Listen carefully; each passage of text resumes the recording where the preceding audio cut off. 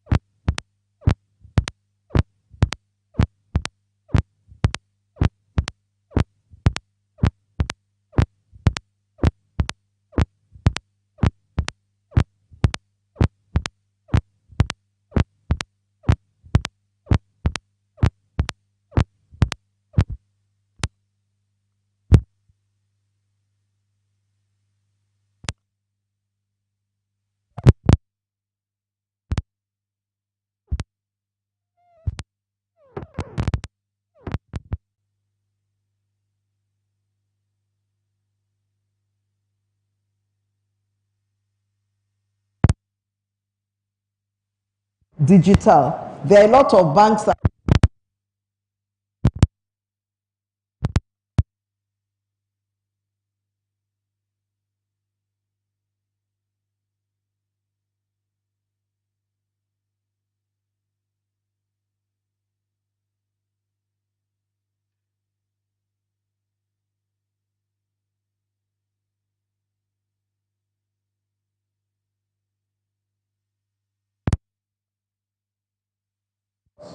who have microfinance license. Yeah. But they are using technology and AI to become national banks. They are getting to places where other banks are not They in. are international banks. I think a bank whose branch by, I think the Prof Act says that the unit microfinance bank is just one local government, right? But these guys are not violating that law. They actually have one small office with some staff there. But guess what? Nigerians can download that app everywhere, buy recharge, pay bills, take loan from wherever. So those banks are not violated, but they were just being smart that they are using minimal investment to maximum returns. So they are not competing with the big banks. Imagine about the money point as well. Kuda as well, yes. Yes. So they have so much okay. They have high valuation. Because they said, why? Just use technology and solve an issue. So they are like everybody that works on credit scores and all that. They are using those things to check. You know, and they are taking loans and taking risks. And they are taking it. So that pivoting is very, very key that we have to be thinking ahead. So it's the human being that you think to protect your job. Use technology that you think will replace it. Computers and robots will never replace us. But we have to ensure that we stay up ahead of the curve. Yeah. So you need to think that way. And let me tell you that many people are thinking that way. And again, real life story.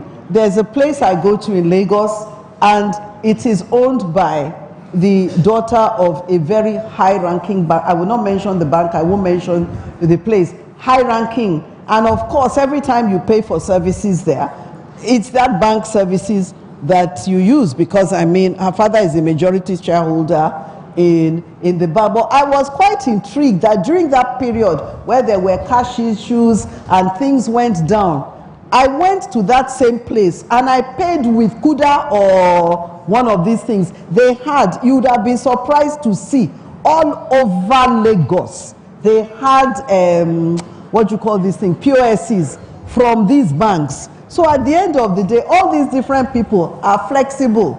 They're flexible. At the end of the day, they want their business to move forward. And I think that's how a lot of us think, should think. In the past, people who entered ministry entered for one primary reason, and I don't know if it's really past, because I was still hearing it a few years ago when I was here. And they would tell you, even the young people, that it's because they want permanent jobs, or they were thinking of pensions. Is that still the case with the younger ones that are in the ministry? They're still thinking, because it's almost certain that you will have pensions, but pensions are even changing. The way and manner in which pensions are coming and going is actually changing, and you will probably be more in control of whether your pension is big or small at a point in time. So the one constant about life has to be change. And I think that is where we will more or less, I would like you to talk. What words do you have for people who are fearful about AI, and and what parting words would you have in this area? The thing I would like to say for those that are fearful about AI is it's a tool. It's a tool for you to use as a convenience, and it's there, whether we like it or not. These advances are already taking place and they are going to stay. I'll give you another practical example of something I just found very recently. There's an app called Otter.ai. O-T-T-E-R. Oh, Otter, yes. It does Otter, O-T-T-E-R.ai. It does transcription. And what shocks me is that even if your internet is slow, it gets every word correctly. No, it doesn't. It doesn't get. You it gets words it understands. It understands. I'm shocked that even with slow connection, it works. Okay. It still fixes it, and it will still show you. It may not lag a few seconds, but it will still take it. So instead of having people sit down and take memos, because I used to have some of our assistants then that after something is done, they'll start asking you, please let me see your note or whatever. But all that would not need to happen, because you can have a complete transcript, even if it's a virtual meeting. You know, nobody needs to take meetings again. Computers cannot take exact meetings, and it can even summarize. So please, it's something we need to embrace. We need to. We are afraid of technology and AI. We should master it, use it to our benefit. Thank you very much. And he's ending on a good one because he's introduced us to a new one.